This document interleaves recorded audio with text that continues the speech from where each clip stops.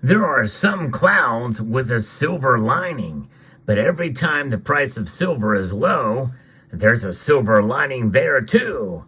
And that's what we're going to talk about in this video as we explore.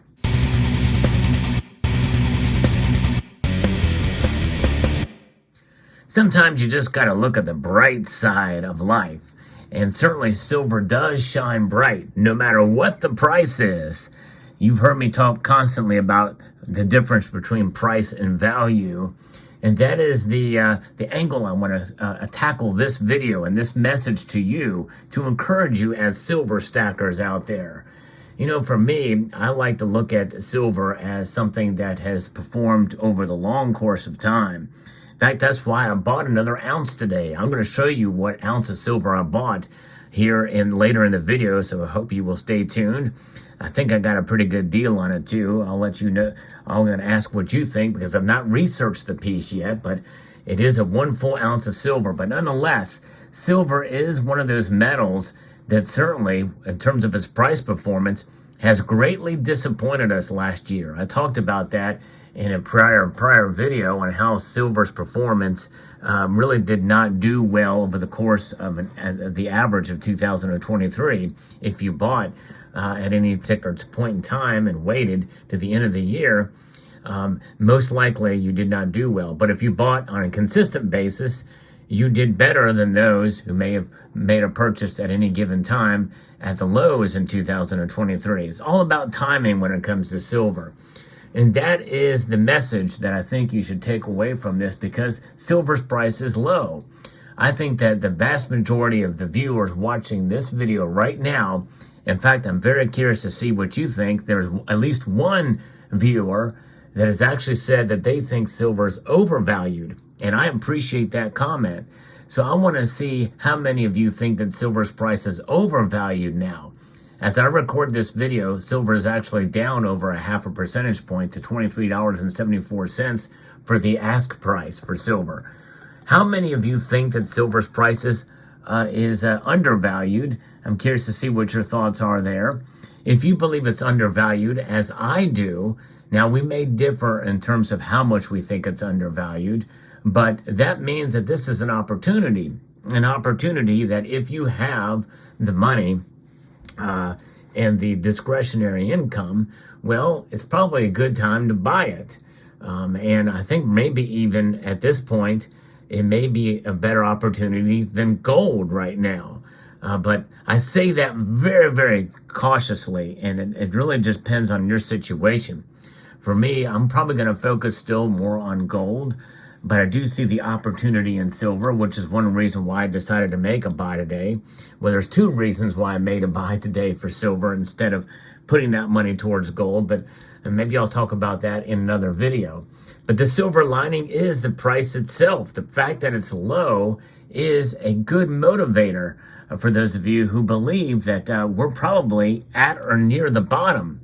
Now, I think if you think that gold could pull back some, and maybe even dramatically, silver's going to go along with it. In fact, gold is down today, but it's only down 0.18%, whereas silver is down 0.57% as of the recording of this video. Typically what happens, and we've seen this time and time again, whenever gold drops, silver drops even more.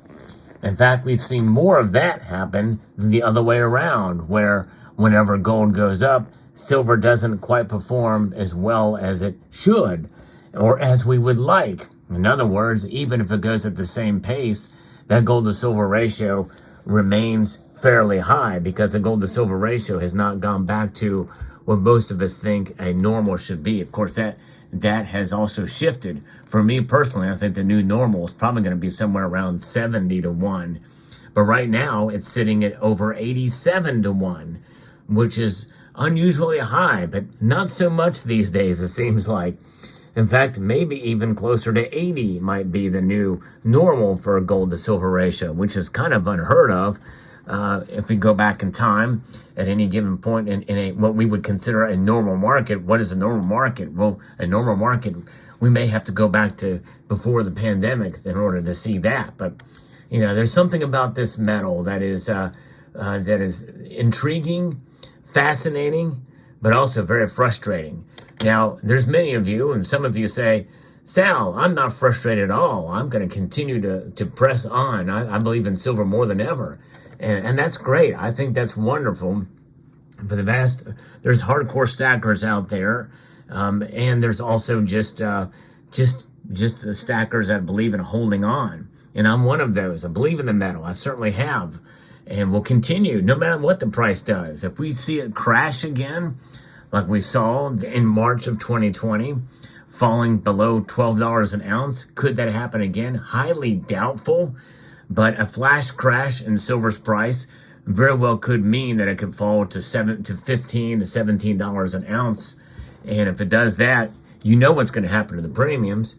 The premiums are going to rise, which means that the out-the-door price for you to buy silver eagles or other less expensive silver coins or rounds, well, they're going to be about the same price they are now, maybe fall a little bit, but not by much.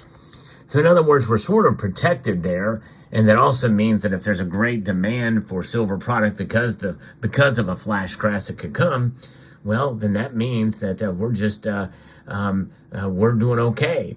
There's that separation between the paper price and the physical price. In the physical market, we've seen that happen a couple of times where bullion dealers were paying up to $10, $11 over spot for a silver eagle. Yeah. And shoot, these libertads, these newer libertads, they kind of have a market all of their own because they're much lower mintage. That's what I refer to as better bullion for some of these Mexican libertads. Speaking of libertads, I'm going to show you what I just bought today. And then after that, I'm going to show you something else later in the video that I think you'll find quite intriguing. So stay tuned for this. By the way, if you enjoy content like this, where I show you precious metals, where I talk about the markets and the fundamentals, I hope you will consider liking this video, pressing that like button down below, and subscribing to the channel if you find value in the content that I provide here. In the capsule, I bought this 1982 Libertad, shiny, brand new Libertad with, I think it's quite intriguing. Sometimes I've seen these on these old school Libertads where they have almost like a faint gold appearance on the rim, and that's what I see here on the rim of this one, sort of a faint gold. I think that's just the toning of it as it was in the tube, in the original tube that they came in, which were actually paper. They were not plastic tubes back then. They were cardboard. I have an original unwrapped roll of 1985 Libertads, but it was nice to get a pristine, brilliant, uncirculated first year of issue of the actual Libertad. Before this, they made what are known as the ounces, and which were 1 ounce of silver, but they were 90%, so it actually weighed about 33 grams or so. But I bought this thing for $28, which, at silver's price at $23.74 right now, it's not for regular silver. It's not a silver coin, rather. It's not really the best deal, but I think these old school Libertads are commanding a bit more of a premium now. I haven't looked it up. I literally just came home to record this video and showed it here. So if you know anything about these, if I got a good deal on it, let me know. I may not have. I bought it because I love the shine. I love the shine of silver, and it's the first year of issue, and it's just a beautiful coin, and 3/9 fine silver. So there's that. Technically, it's hard for me to grasp this concept, but this is the obverse. The one with the Libertad, with the Lady Liberty here, Winged Liberty, is actually the reverse, which flies in the face of everything I know about coins. And actually, there's no denomination on this, but I think it is been codified as a coin according to the Mexican legislature.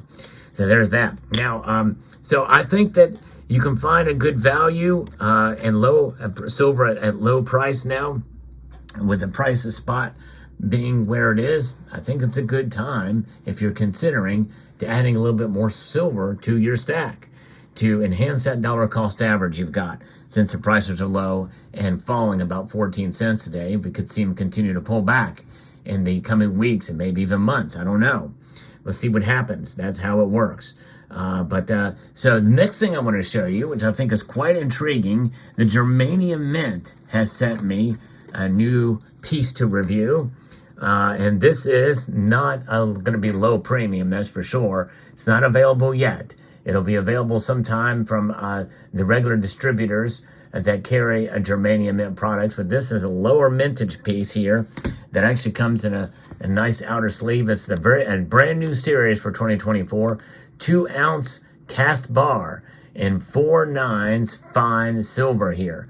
Beautiful. And so let's take a look and see what this is. It is a very nice piece that they sent me to review. So there it is. I'm going to take it out there, but first show you the certificate of authenticity. Love the packaging that they have. Very limited mintage. This here is individually serialized, and it's number 201 of 999. So there it is. Beautiful. Beautifully. This is the first goddess, Freya. They're going to be doing 6 of these, and I hope the Germanium Mint will send all 6 to me to show you to review. But beautifully done. They are colorized, so they're not struck bars. They're cast and colorized. Look at that. And they're also antique, so the double whammy here for this bar. Look at that. Wonderfully done. Nice colorized piece here. And here we can see the numbering and all the information on the reverse of this thing. A 2-ounce and 999.9 fine silver. So I thought I'd share that with you.